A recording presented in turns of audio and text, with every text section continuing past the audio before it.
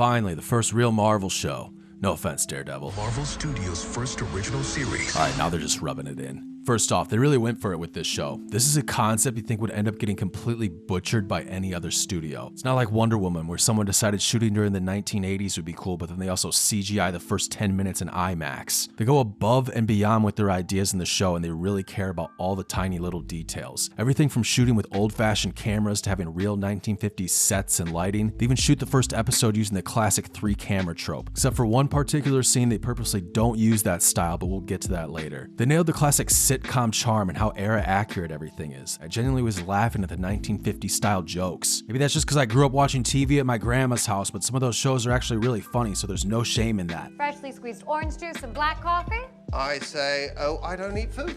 Well, that explains the empty refrigerator. The creepy undertone is what gives this show its hook, which I think will keep people watching even though not much has happened in the first 2 episodes. But I'm fine with that. I was surprised to see some of YouTubers' top reviewers complaining that nothing happens in the show, and I think they're gonna feel a lot different in the next few weeks. If they revealed everything that was going on in the first 2 episodes, it would ruin the mystery. I guarantee you when the show starts ramping up its narrative in the next few weeks, they're gonna jump back and be like, well, I like the choices they're making now. When in reality, it's just because they've been building up to these big moments. They easily could have made the first Marvel show using the exact same MCU formula they use for every movie. I'm looking at you, Ant-Man, Iron Man, Doctor Strange, Captain Marvel. The fact they did something that's completely different is really fun, so I don't know why people are complaining about this. The first 2 episodes have all been about establishing the rules, and now that they have everything set up and people are following along, it's time to start twisting the knife.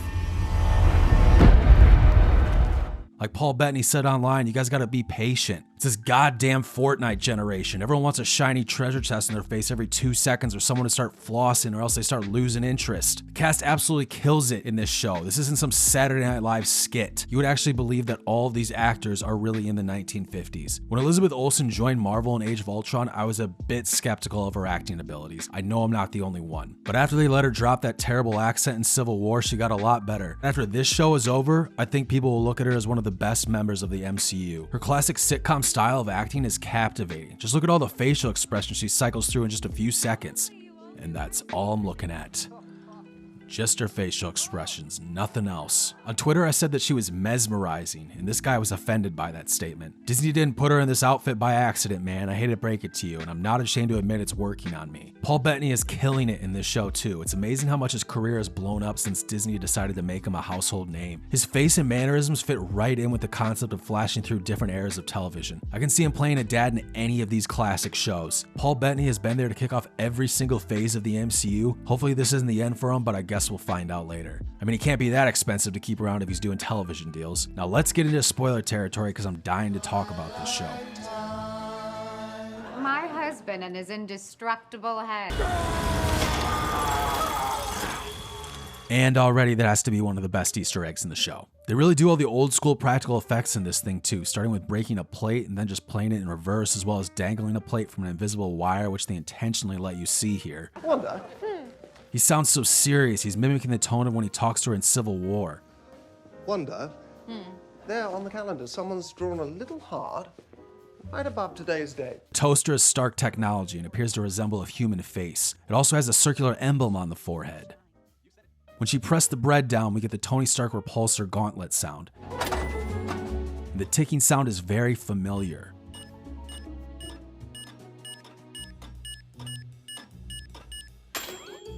The all-new Toastmate 2000. On the side of the shell, it's painted one word. Stark. We wait for 2 days for Tony Stark to kill us. The toast could also be a metaphor for how Tony Stark inserted Jarvis into Vision's head. Then we hear the term forget the past. This is your future. Maybe they're implying that they are removing parts of Jarvis or part of Vision's brain and making him forget the past and what happened to him. The inserting of the bread mirrors Tony inserting new life into Vision, and the removal of the toast mimics someone removing Vision's memories. Also, this could be a reference to a comic book where Wanda actually calls Vision a toaster after Vision tries to explain to her that she's living in a fake reality and the children she has aren't real. Sound familiar? Or maybe it's just a piece of toast, I have no idea. Amazing to see the mom from that 70s show coming back. Makes you wonder who else from TV sitcoms is going to show up. It'd be really funny if in the Full House episode they bring back Stamos or Saget. The creator of the show was asked if he tried to get Elizabeth Olsen to ask her sisters Mary-Kate and Ashley to appear on the show, and he basically responded by hinting that it would detract from Wanda and the world they're trying to build around her. They don't want to put anything in the show that'll break the illusion, and inserting Mary-Kate and Ashley Olsen sounds like some stupid shit Wonder Woman would do. Oh hey, here's Linda Carter for absolutely no reason, remember her?